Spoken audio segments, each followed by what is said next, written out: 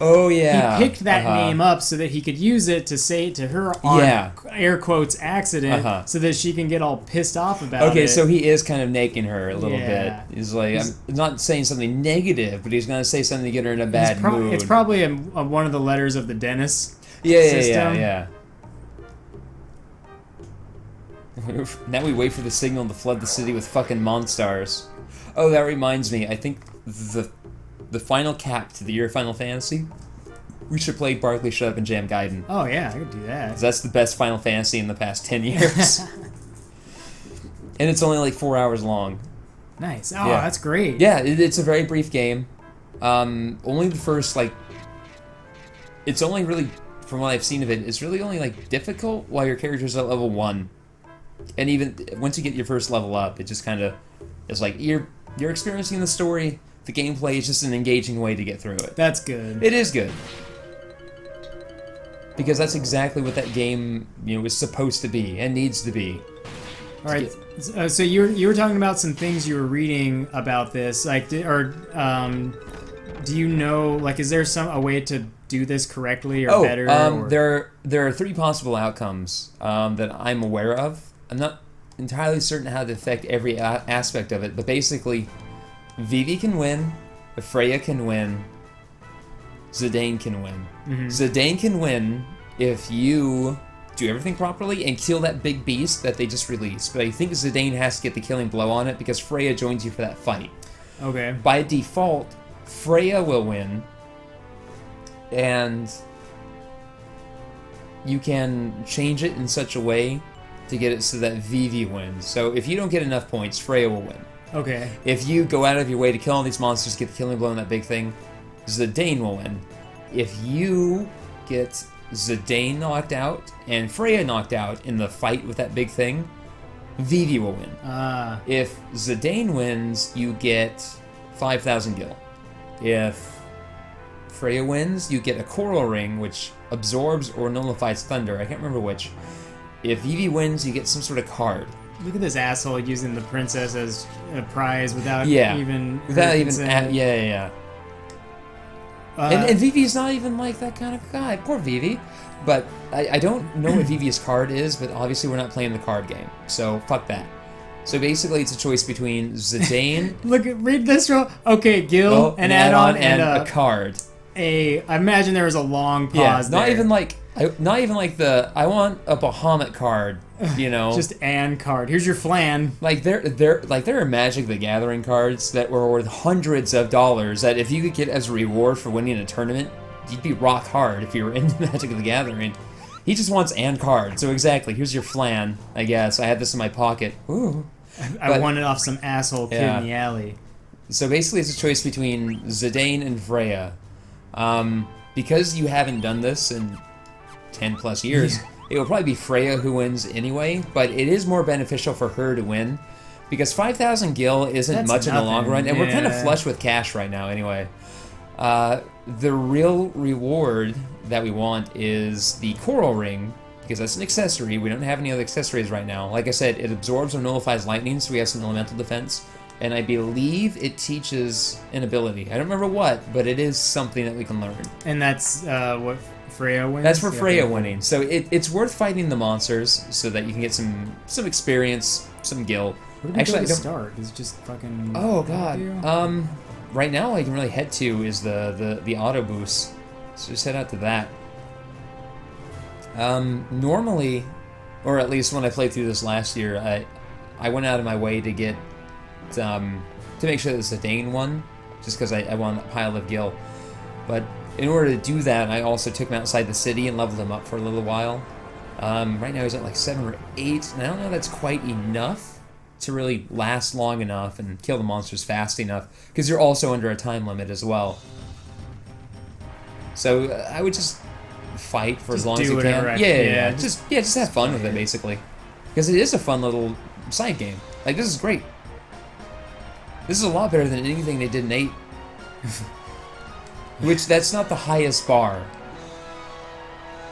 I mean, it is good that they got better. Yeah. But, man, 8. I almost feel like... like 8 probably took a knock, so this game could get more polish. I'm glad that I finally experienced 8, but man, I really don't feel like I was missing out on anything all those years. That's the thing, you weren't missing out on anything, but now you know. Mm-hmm. For some people, 8 is their favorite Final Fantasy, and that's completely understandable.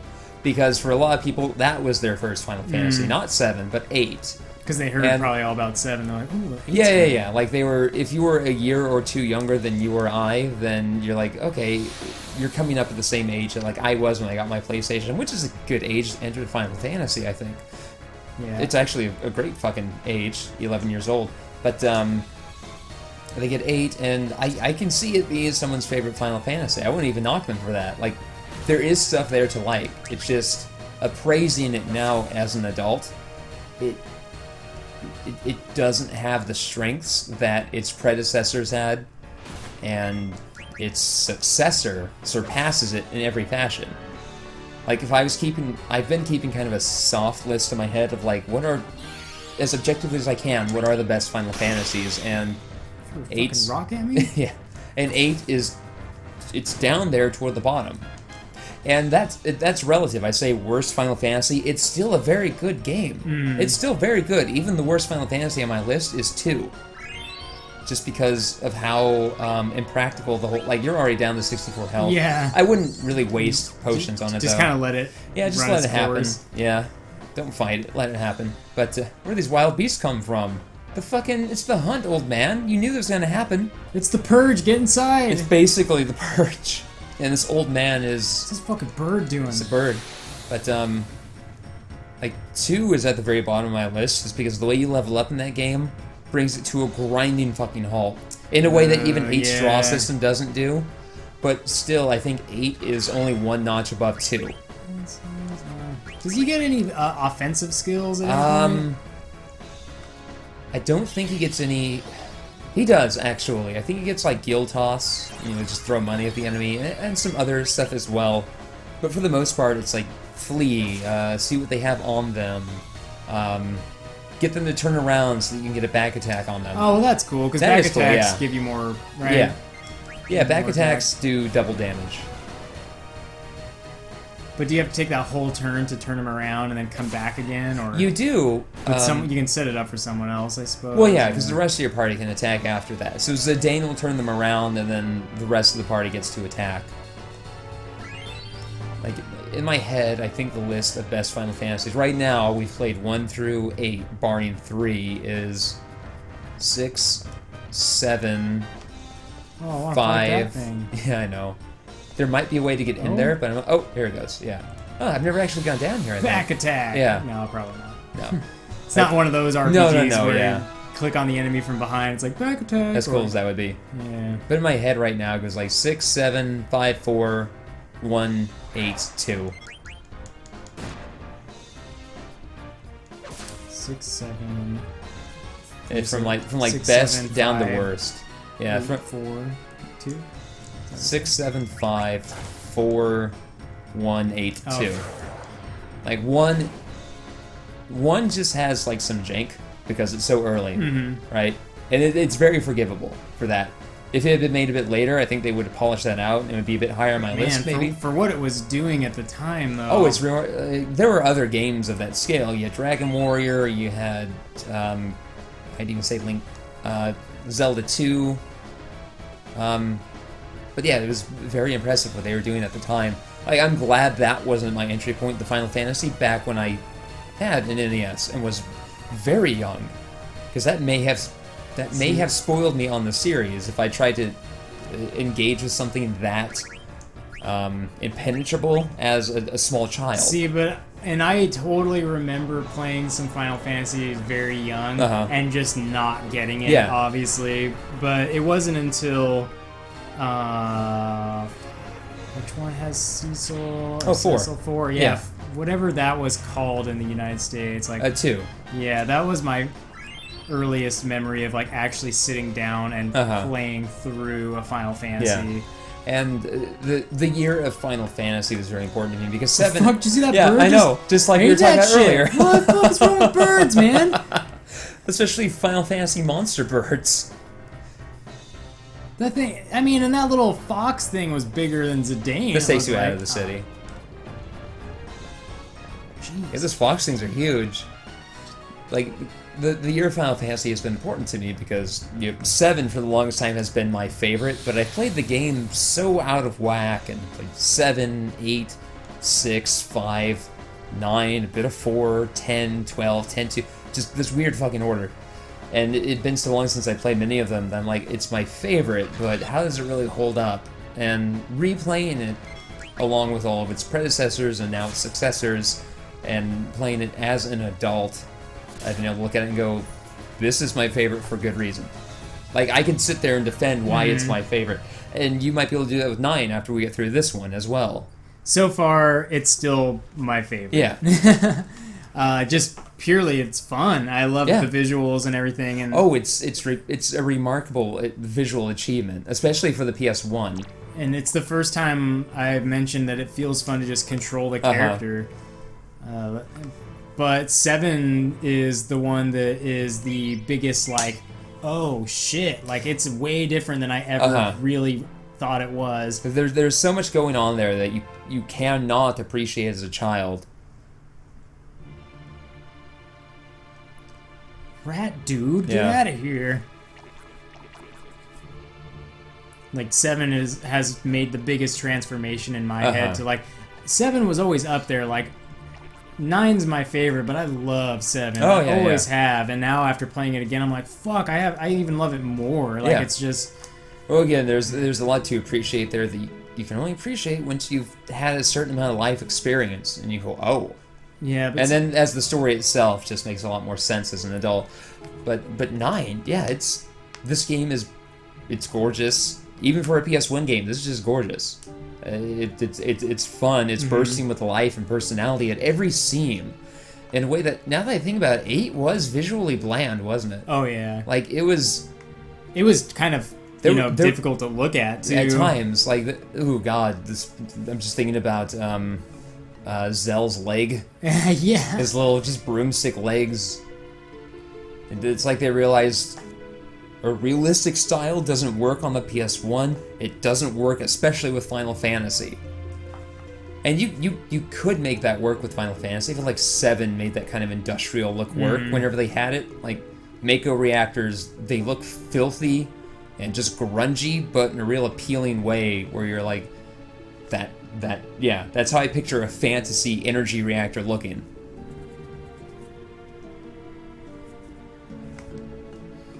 And also, this just feels like a nice reprieve from the moodiness. Yeah. Like, I know. And 7, 7 breaks away from it and explains why it was so moody, but there's fun interspersed throughout the moodiness.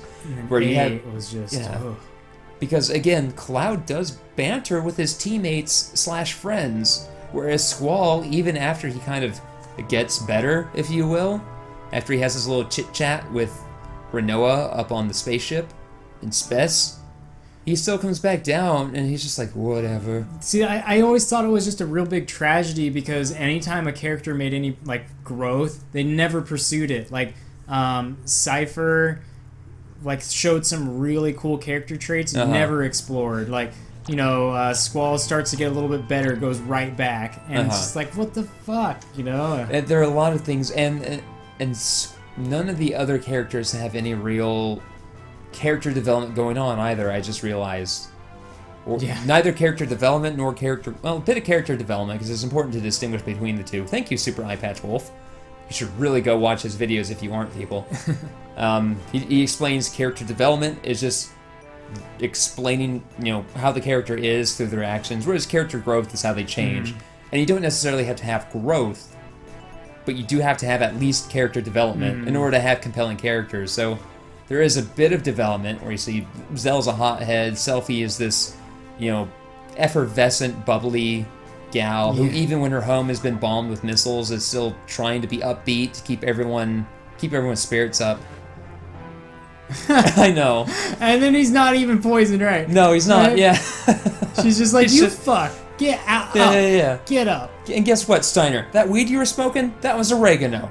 And you were acting. Do you remember what you did? remember what you did? And he's just like writing on a trash can that he turned over. It's like, I'm on the bull. Steiner's on the bull. Ooh, I'm so high.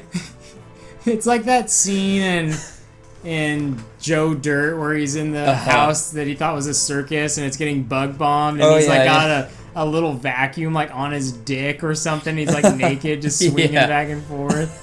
I don't know what he's doing. It's funny because that was David Spade and Joe Dirt, and David Spade was also one half of an earlier Adam Sandler skit back when his albums were so funny and not just offensive, where basically he's like some teenager that Adam Sandler's character has sold a variety of drugs to, but the guy keeps explaining to him that they weren't actually drugs.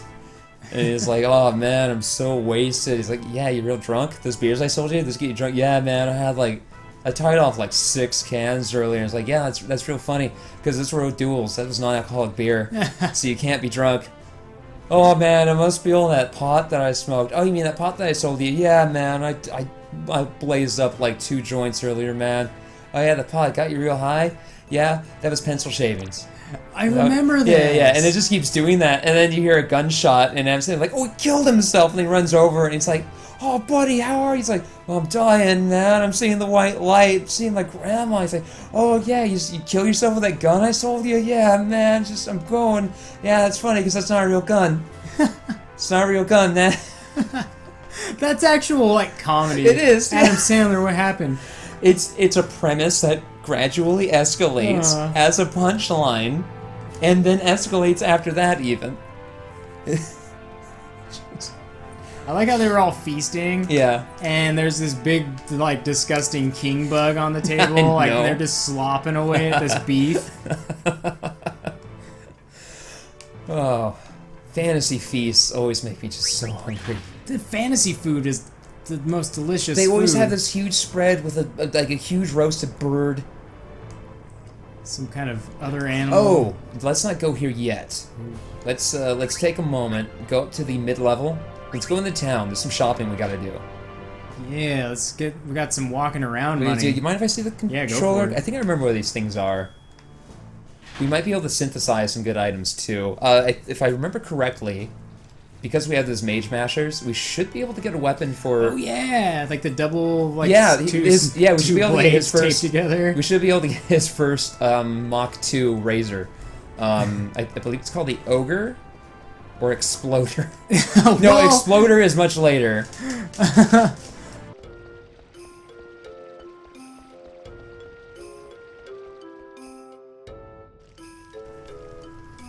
The fire, she's so strong. And there's this little side story going on about how this guy's apprentice keeps fucking up the fire. It's like, it's too hot, and then later, oh, it's too cold. And then later on, it's just right. And as the game progresses, these guys can make better and better equipment for you. Oh, that's cool. Yeah. Kind of like the pilot leveling up in 7. I thought that was a fun bit. This fun little side story, which isn't, let's see, sweet. Can we make, oh, I believe we can. Hold on. I think I think the problem, he's equipped with one. Yeah. Give him just dagger. Yeah. There we go. Because you know, a character in this game can't be unequipped with a weapon. Does it show you what ability you'll get? I was just trying to check that, and I don't believe so. I feel like whatever we get from this, it's probably from this as well. I think it might have both. Like, and even if it's not, again, Zidane's abilities, they're handy from time to time, but they're not critical. So for him, it's always, and anything we're missing on this, we can get later. Cool. So get this. Soul Blade. I believe Soul Blade is actually an attack. That doubled his attack power, by the way. No, yeah. Damn. I mean, it makes sense, but it's because it's 2 blades taped together.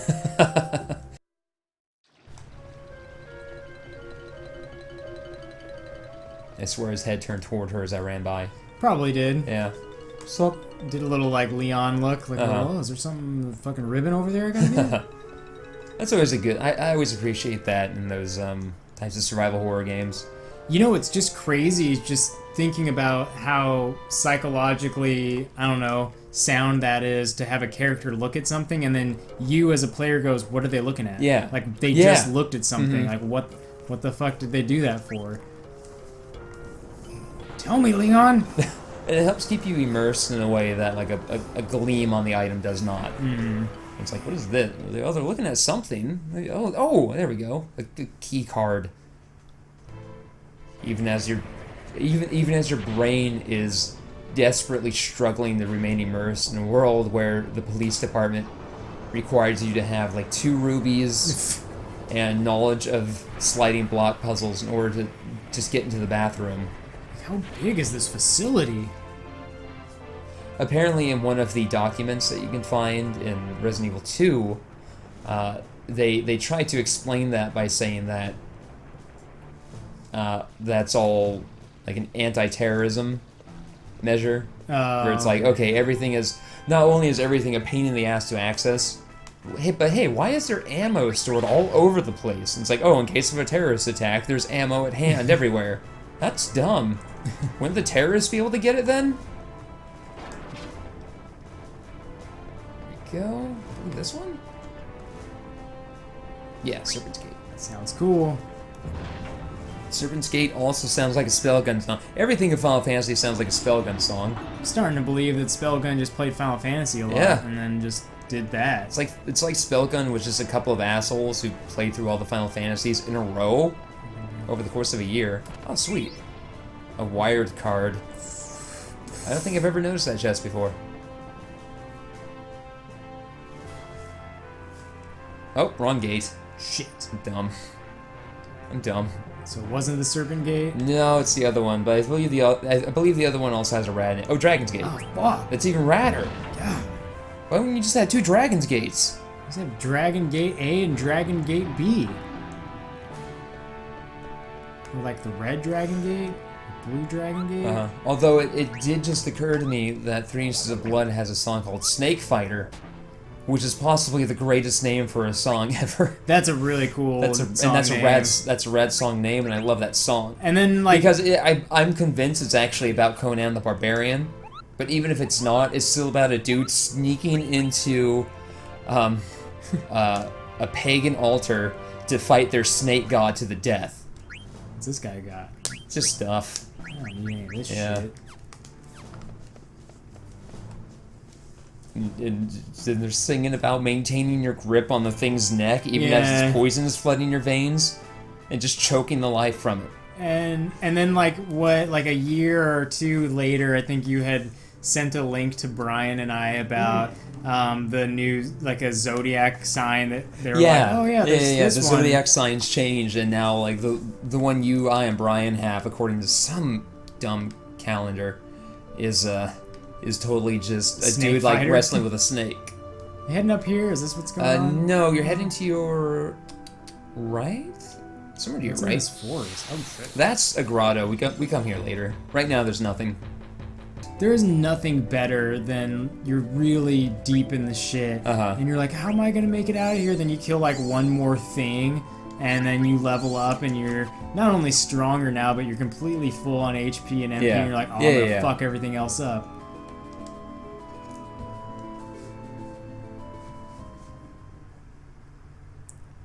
I've seen some slight muscle separation in my leg, in a good way, because I've just been doing squats lately.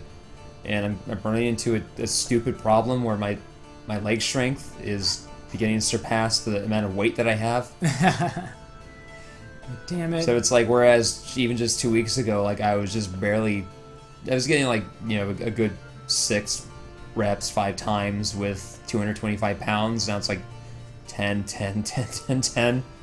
Like, I gotta buy a new set of 45-pound plates. Pretty soon you'll have, like, the washer and dryer on either side. And I'll be yelling at my son more weight, and he'll be putting on, like, paint cans and stuff. And he'll be like, but Papa, there's no more weight. And I'd be like, more weight on Bruce Willis. But Papa, there is no more weight in the house. There's no more weight in the house. There's only on me. Only on me. Here I go. And then Bruce Willis forces his son to eat a bunch of pizzas to get fat? To get fatter so there'd be more weight in the house. And then that's how Unbreakable ends. And it's really sad because his son is like this aspiring chef. Yeah. That's why he's all Italian as fuck. Yeah. See, watch this Gordon Ramsay. He's like, I'm gonna be like that man, but Italian.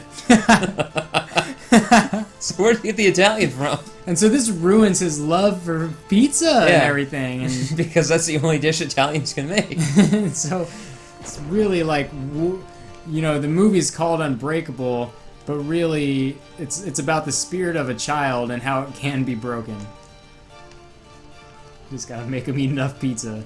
We are talking about it, and so I have to give myself the clickhole most Italian challenge again. I love that it's still that when I type in clickhole into Google, my third result is still clickhole most Italian.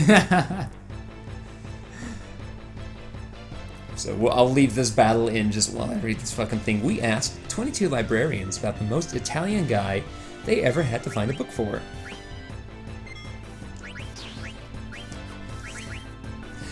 And you know it right away because it's just like one-word answers in this fucking paragraph of...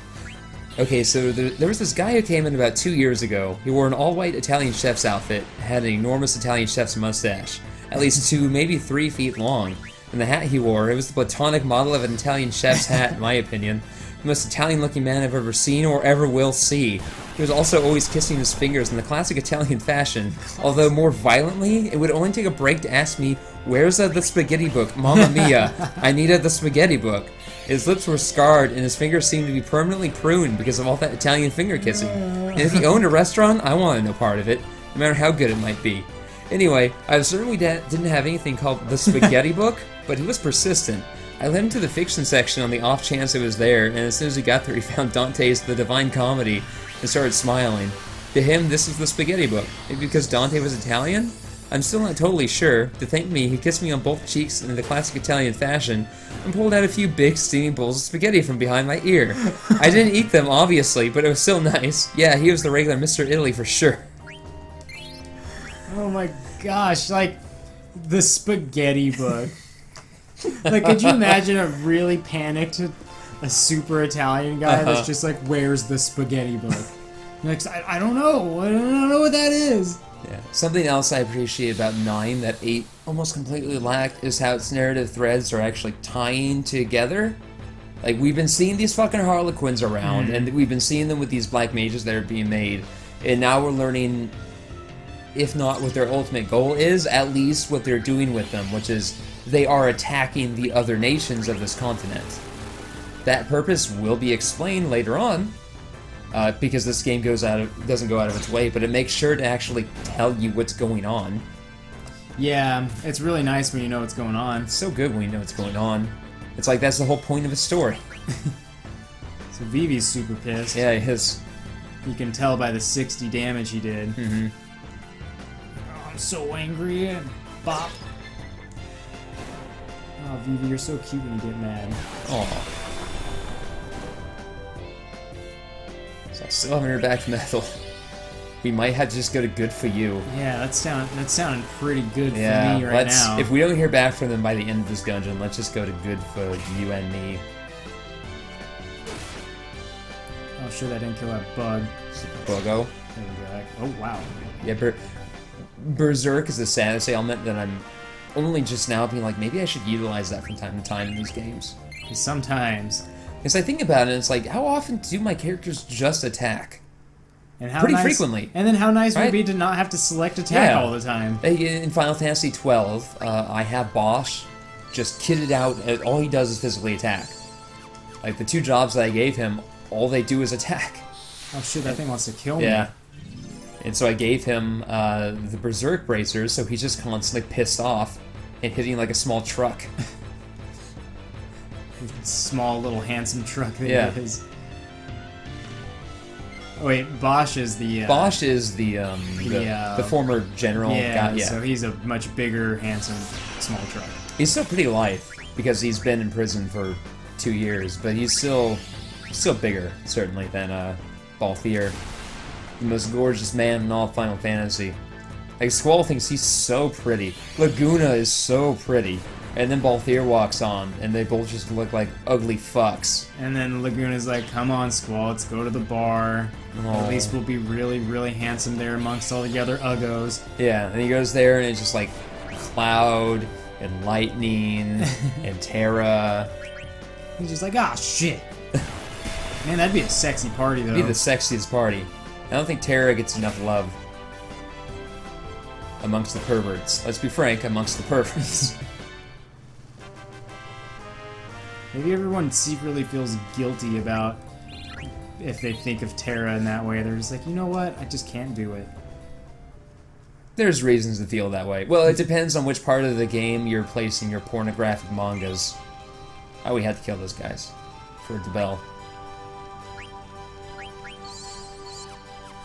Fortunately, we'll be able to buy more potions soon.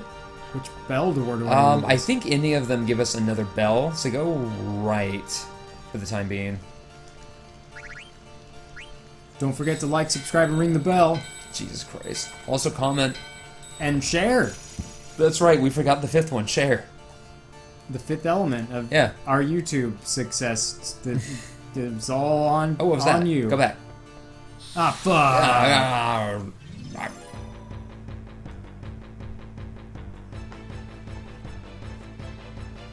So I'm hoping we can record. What the this thing's fuck? big.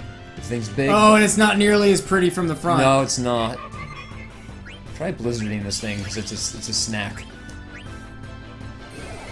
Oh no! If that hits Zidane, he's gonna like really be in love because he's such a loser. Yeah. But I'm hoping we can record through that Retron HD. Yeah. Because that'd be convenient. And I'd also like to record Fester's Quest and Monster Party for Spookfest 99.2 Electric Spookaloo. Hell yeah, Fester's Quest. Yeah. And I'm rediscovering my love of Monster Party. No, Monster Party I kind of don't really remember. You'll have to remind me. Do you remember walking around and being attacked by tempura? Kind of, yeah. That's Monster Party.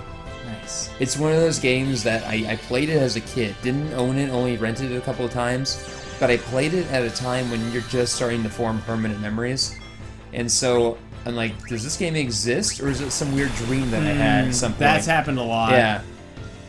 Because it's impossible to explain it to people. It's like, oh, that was bad. Well, he was being an idiot anyway. Yeah, just want to jump again. It's impossible to explain to someone. It's like, you're this kid, and there's monsters, and sometimes you're attacked by tempura. Yeah, there's a few games like that. I'm like, I want to just run. This thing is big and mean. Yeah, unless this does it, then it's a killing machine. Yeah, just run. How do you run? Shoulder buttons. Yeah, it's just trying to beef itself up right now. What the fuck is this thing? We should take some time to level up. So we'll get through unless it kills us. We're dead. Wow, Game over. Yeah, it really wanted to kill us. So yeah. Well. And that's it. That's been Final Fantasy IX. Yeah, that's it, everybody. I think that is our first game over, though, of the play. You know what? It's 8 o'clock. We should just go to good for you. Yeah. Okay. We'll be back. After we get big bowls of fucking food.